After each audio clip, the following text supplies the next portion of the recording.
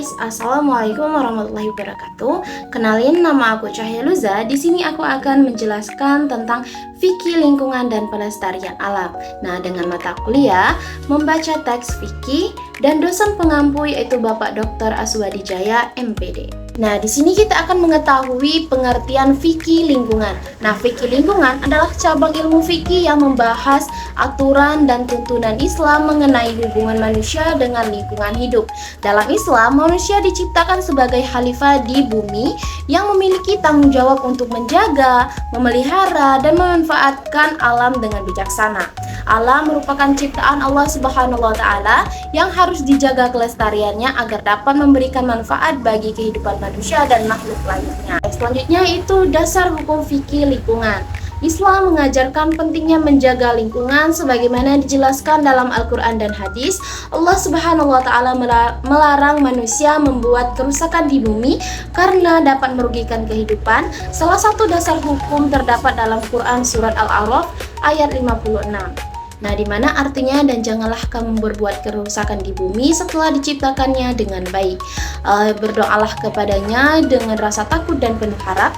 Sesungguhnya rahmat Allah sangat dekat kepada orang yang berbuat kebaikan. Nah, ayat ini menjelaskan larangan berbuat kerusakan di muka bumi setelah Allah memperbaikinya. Rasulullah SAW juga mengajarkan kebersihan, penghijauan, dan kepedulian terhadap makhluk hidup sebagian dari ibadah. Nah, ada juga bentuk pelestarian alam dalam Islam, yaitu mengurangi sikap berlebihan dalam kehidupan sehari-hari. Nah, gimana sih contohnya? Contohnya seperti tidak berlebihan dalam menggunakan media sosial. Misalnya membatasi waktu bermain HP agar tidak mengganggu waktu belajar dan beribadah. Dan tidak boros saat berbelanja, membeli barang sesuai kebutuhan, bukan hanya mengikuti tren semata. Dan juga makan dan minum secukupnya, tidak berlebihan sehingga mubazir, dan juga menggunakan listrik, air, dan fasilitas umum secara hemat dan bijak. Nah, selanjutnya yaitu ada juga melindungi hewan dan tumbuhan. Nah, contohnya sebagaimana?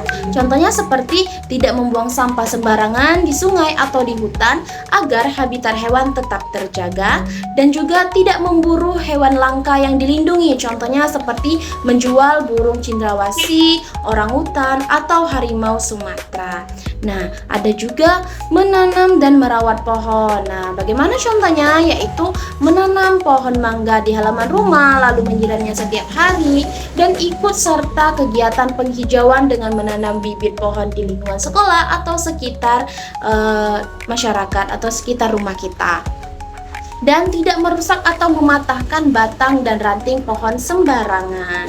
Nah, selanjutnya yaitu menjaga kebersihan lingkungan, yaitu tidak membuang sampah pada tempatnya, membersihkan halaman rumah dan selokan secara rutin, ikut kerja bakti membersihkan lingkungan bersama warga, dan memilah sampah organik dan anorganik agar mudah didaur ulang. Dan juga tidak menebang hutan secara liar, yaitu menebang pohon dengan izin dan sesuai aturan pemerintah, melakukan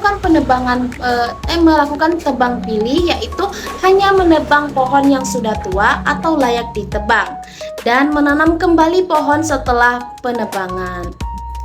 Nah, selanjutnya yaitu tidak mencemari lingkungan, tidak membuang sampah pada tempatnya tadi, tidak membuang limbah ke sungai atau laut, mengurangi penggunaan plastik sekali pakai, mendaur ulang sampah yang masih bisa digunakan, dan menanam pohon dan menjaga kebersihan lingkungan, dan tidak membakar sampah secara sembarangan.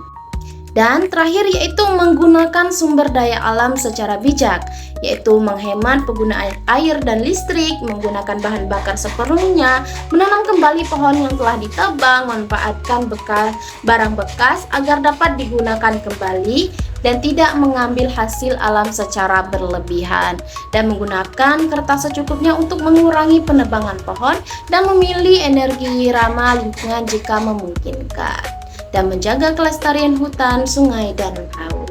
Nah, pembahasan terakhir yaitu manfaat menjaga lingkungan. Apa sih manfaatnya? Pertama, menciptakan lingkungan yang bersih dan sehat, mencegah berbagai penyakit, dan menjaga keseimbangan alam, dan mengurangi resiko bencana seperti banjir dan longsor, dan melestarikan alam untuk generasi yang akan datang, serta menumbuhkan rasa tanggung jawab dan kepedulian terhadap sosial. Nah, itu saja yang bisa saya sampaikan. Terima kasih sudah menonton video ini. Semoga bermanfaat untuk teman-teman. Jika terdapat kata-kata yang salah, saya mohon maaf. Kepada Allah saya mohon ampun. Saya akhiri zikir, fikir, dan amal soleh. Wallahu muwaffiq ila aqwamit thoriq. Wassalamualaikum warahmatullahi wabarakatuh.